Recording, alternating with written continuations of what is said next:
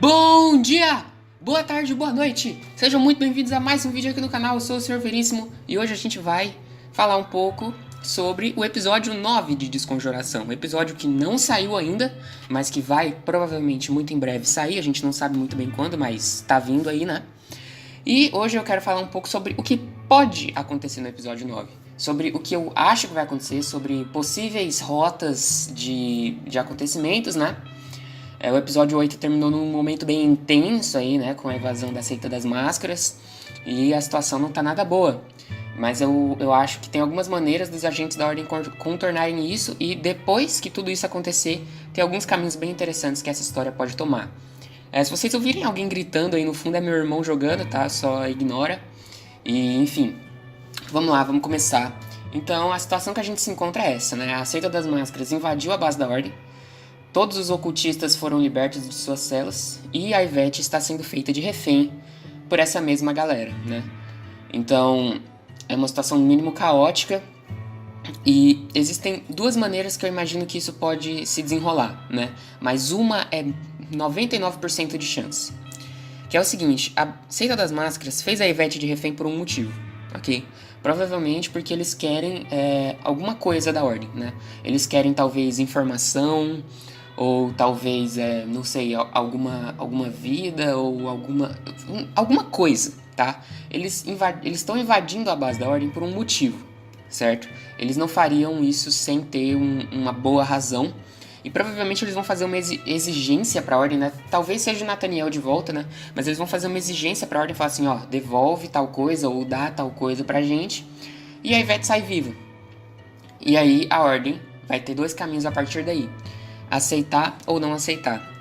E a grande verdade, gente, é que eu acho muito difícil a Ordem aceitar, tá? Qualquer que seja o que a Seita das Máscaras vai pedir, eu acho complicado aceitar.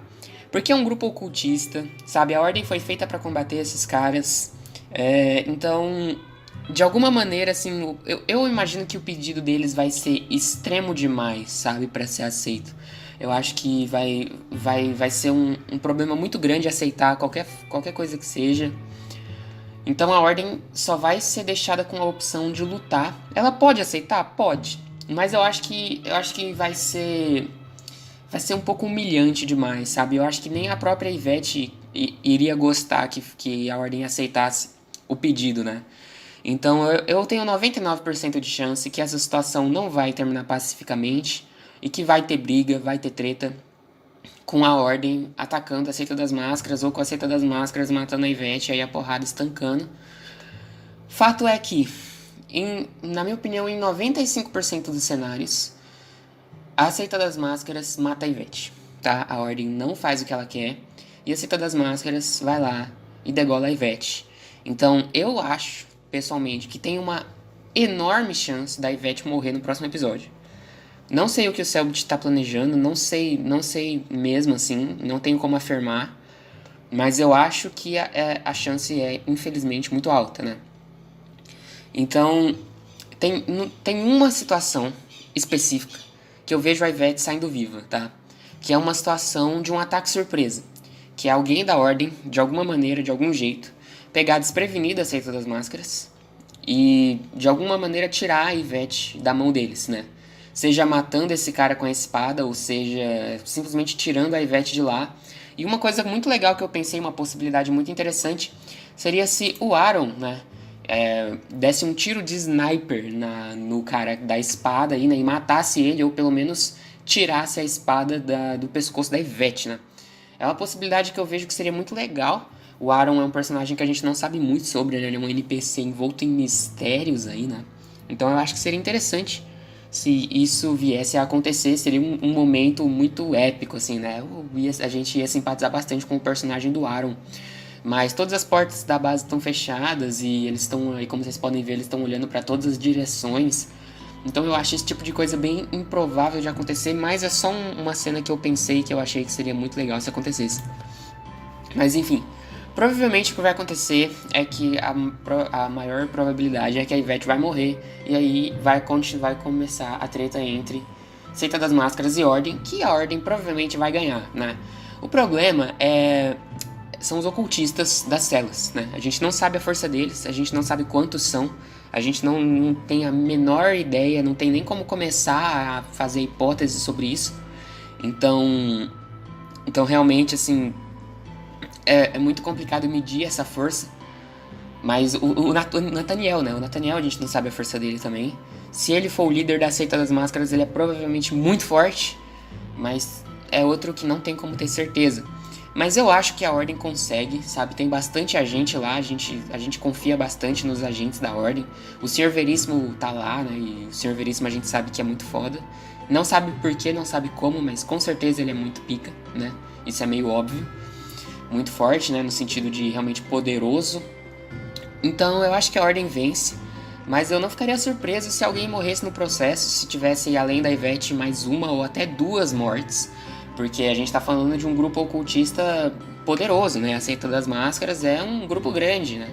Então eu imagino que com certeza vai ser uma luta, no mínimo meio episódio, vai durar no mínimo metade do episódio essa luta, com certeza absoluta.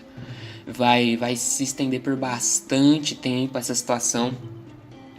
E no fim eu acho que a Ordem vai ganhar, ou a Seita das Máscaras vai fugir. De qualquer jeito não vai ser fácil pra Ordem, e eu acho que tem grande possibilidade de alguém do nosso lado acabar morrendo, tirando, obviamente, a Yvette, né? Mas eu acho que a gente consegue ganhar sim, o Joe e o Kaiser estão bem fortes, a gente tá com um bom time do nosso lado, né? Então, bom, depois que toda a treta acontecer, eu não sei o que vai acontecer com os ocultistas presos, né? Se vão ter que matar todos eles ou o que vai ser deles.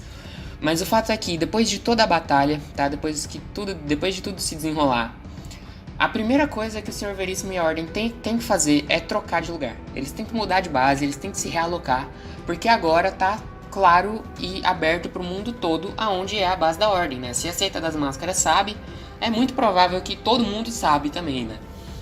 A gente tem aí essa teoria rolando que os cultos, né, trabalham juntos, então o anfitrião, os scriptas, a Seita das Máscaras, o culto do medo, todos eles trabalhariam juntos, né?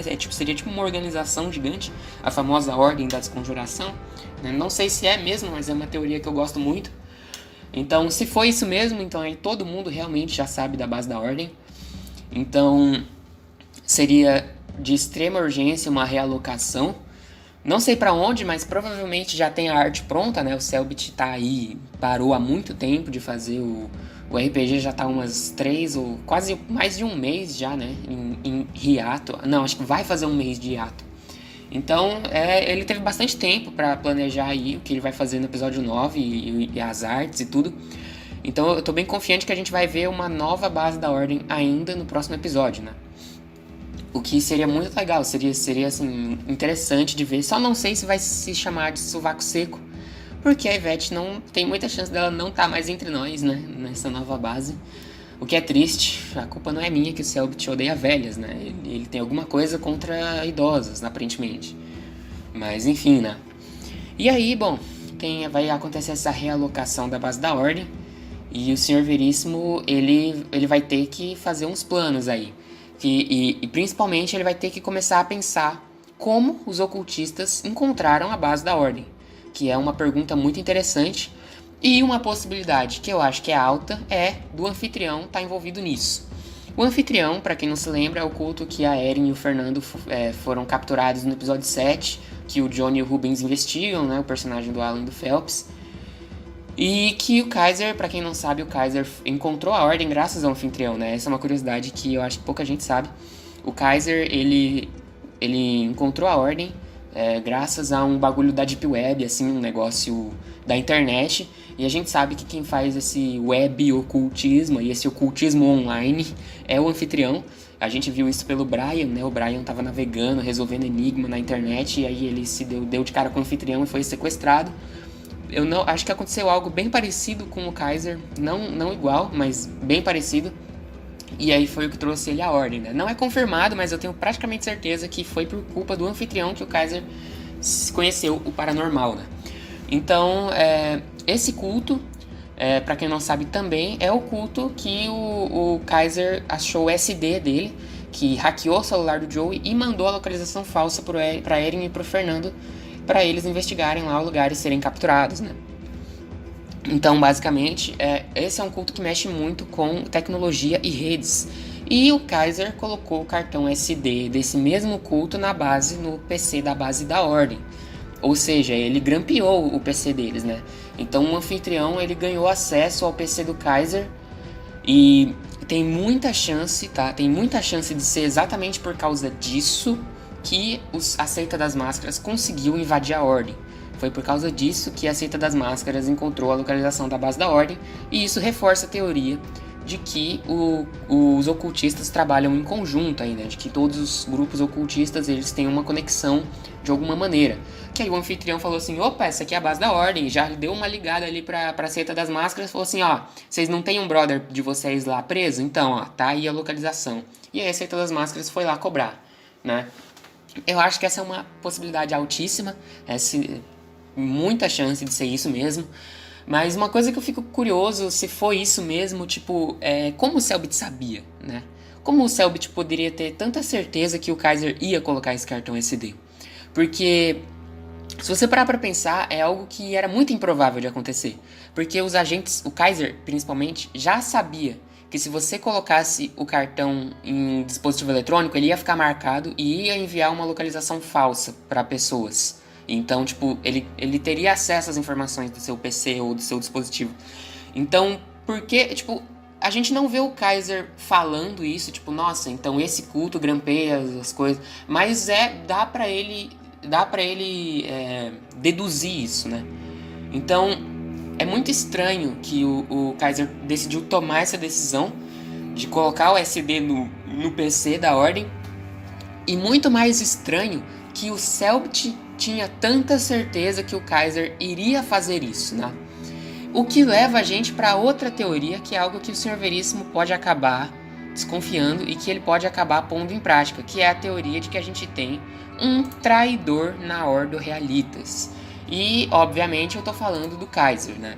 Porque, assim, o Selbit, se realmente a Seita das Máscaras só conseguiu encontrar a base da Ordem por causa do cartão SD do anfitrião, isso quer dizer que desde o começo o Selbit já tinha essa cena planejada para acontecer aqui. Talvez não aqui, mas em algum momento, em algum ponto, o Selbit já tinha essa cena planejada para acontecer. Mas foi muito perfeito.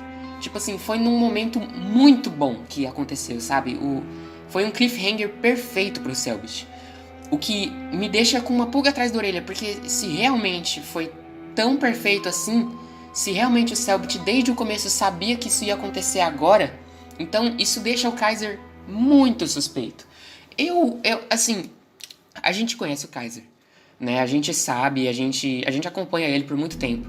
Então eu acho que mesmo com tudo isso, a chance dele ser um traidor é baixa. Porque, querendo ou não, sabe? A Seita das Máscaras pode ser que ela já ia invadir esse episódio de qualquer jeito e que o cartão SD não tem ligação nenhuma com nada disso. Mas foi uma coincidência muito grande pra gente simplesmente ignorar. Então a possibilidade de um César traidor, de um Kaiser traidor, querendo ou não, se tornou algo realmente possível, né? Eu não sei motivações pra isso, a gente não consegue nem começar a pensar o porquê ele faria isso. Mas a verdade é que tudo isso é muito estranho.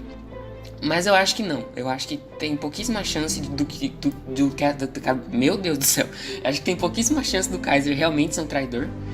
Mas porque é o Kaiser, gente. A gente tá acompanhando ele desde o começo, a gente conhece. E o Calango, ele é um bom ator, mas eu acho que não nesse nível, né? O Calango se ele realmente é um traidor, ele tá atuando bem demais. E assim, não faria muito sentido pro personagem, de modo geral.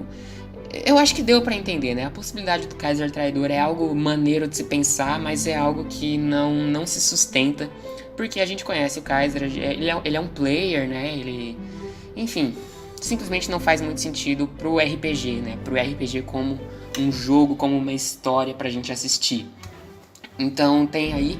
Mas, tirando o Kaiser, né? Se o Kaiser não for o traidor da Ordem, a gente tem outros nomes interessantes para traidor, como o Dante. Inclusive, perdoa a qualidade horrível da imagem, mas o Dante é um nome que eu achei interessante para traidor da Ordem, simplesmente porque ele, querendo ou não, é um ocultista que estava preso ali, né? E eu sei que o Hakim, que ele é um player que tem um passado, que se arrepende do que fez e tudo mais. Eu sei que a gente confia nele, mas querendo ou não, ainda assim, eu acho que de todas as possibilidades, ele é uma das mais prováveis, né? Porque ele é o que conhece, ele é o que a gente conhece há menos tempo e ele é o que de modo geral é de menos confiança, né? Então o Dante aí, ele é um nome também interessante, atraidor da ordem, mas na minha opinião, de longe o nome mais provável, assim, o nome com mais chance de ser traidor, se tiver um traidor pra mim, é esse cara, que é o Aaron, né?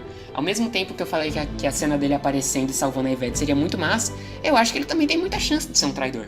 Porque ninguém fala com o cara, a gente nem viu a cara dele ainda, ele é totalmente antissocial, sabe? Ninguém interage com ele, então, querendo ou não, ele tem toda essa aura misteriosa em volta dele. Então eu acho que ele também como traidor seria uma coisa interessante. Então aí o Aaron é um nome, na verdade, bem improvável, né? Já que ele é toda essa figura misteriosa. E eu não ficaria surpresa se ele fosse, na verdade, um ocultista maldito aí. Então, existem todas essas rotas aí de traição. Eu acho que assim que a gente chegar na base da ordem, talvez esse tema comece na nova base da ordem, né? Esse tema comece a ser discutido pelo Senhor Veríssimo. Tem ainda aquela revelação que ele ia fazer sobre o Kian, né? Que ele não fez, que ele ia fazer no fim do episódio, aí a Seita das Máscaras invadiu. Mas eu acho que esse tema do traidor é bem pertinente. Não sei se o Senhor Veríssimo vai realmente falar isso. Mas, se o anfitrião não tem nada a ver com essa invasão da base da ordem, então, com certeza tem um traidor ali no meio. Se o anfitrião tem a ver, aí o Kaiser se torna muito suspeito. Mas se o anfitrião não tem nada a ver, aí a gente tem, com certeza, pra mim, um traidor na ordem. Não tem muita outra explicação. Tem que ser isso, né? Ou sei lá, ou alguma coisa que Subbot não falou ainda, que a gente não tem como teorizar sobre direito. Talvez o olho, né? Talvez aquele olho que esteja vendo todo mundo, ele de alguma maneira tem alguma coisa a ver com isso. Mas aí é pura especulação, né? Eu acredito fielmente que aquele olho é o deus do medo, né? O deus do medo está observando. Talvez seja até o deus do conhecimento, porque o deus do conhecimento seria quem? Tipo, Deus, né? E Deus é o olho que tudo vê. Ele é onipresente, ele sabe de tudo. Então o deus do conhecimento eu acho que seria também cabível. Mas enfim, são teorias, isso dá o próprio vídeo. Dá um tema especial aí para um vídeo separado. Então não vou entrar muito sobre nisso agora. Então, enfim, depois que toda a batalha acontecer, depois que todo o negócio do traidor acontecer, a gente vai provavelmente ter um funeral da Yvette. Quase com certeza que a Yvette vai ganhar um funeralzinho aí pra ela, com direito a muito choro do Arthur. E, enfim, vai ser triste, mas vai acontecer. Então, se a Yvette morrer, vai ter com certeza uma parte especial do episódio dedicada a isso. Mas se a Yvette não morrer, e aí provavelmente depois que a Yvette morrer depois que tiver o funeral da Yvette vai acabar o episódio. Mas se a Yvette não morrer, eu preparei uma coisinha interessante que eu acho que pode acontecer, porque a gente tem alguns caminhos para tomar aqui, né? A gente tem algumas rotas de continuação dessa história, que são, primeiro, canadense, né? Para quem não se lembra, o Bruno falou pro Kaiser que uma vez o Leonardo Gomes, que é o Kian, foi adotado. Então, isso é uma pista muito interessante, né? Porque o Bruno, ele não largou essa à toa, e o Selbit não teria as informações sobre a casa do Leonardo Gomes à toa, né? A casa que ele foi adotado à toa.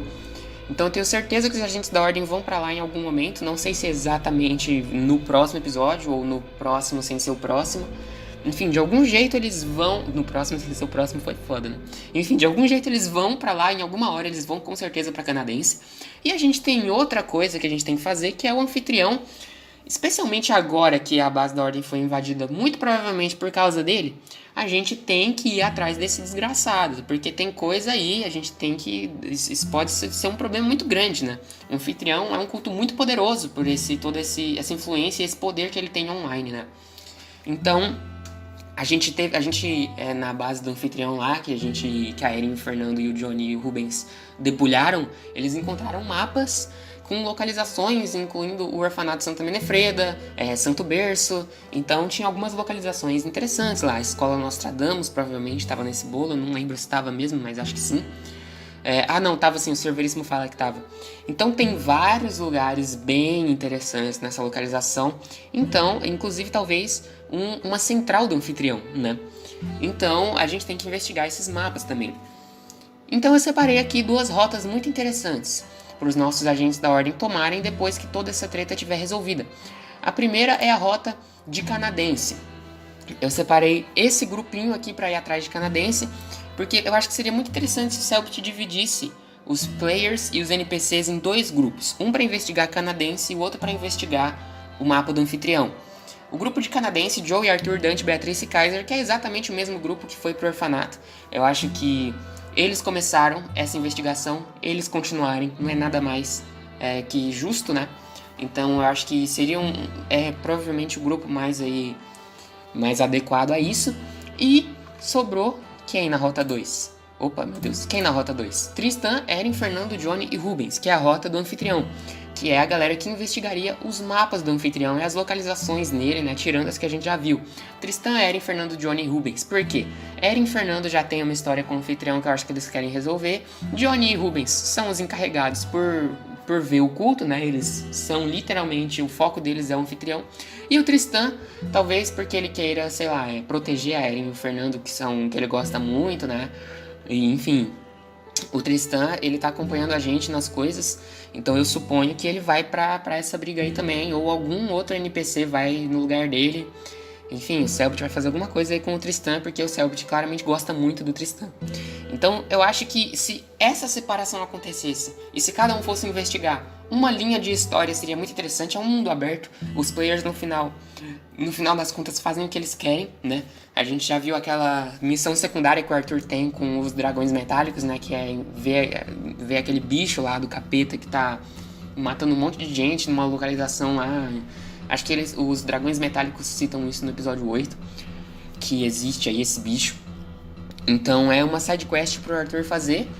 Então, de modo geral, é mundo aberto, cara. Cada um por si aí, os players literalmente fazem o que eles querem.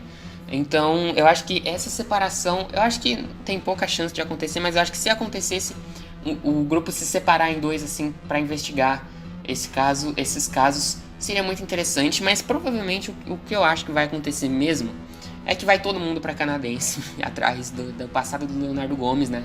A Eren, o Fernando e o Tristan vão junto com o Joey, Arthur, Dante, Beatriz e Kaiser lá pra Canadense. E o Johnny e o Rubens, eles não vão aparecer de novo tão cedo.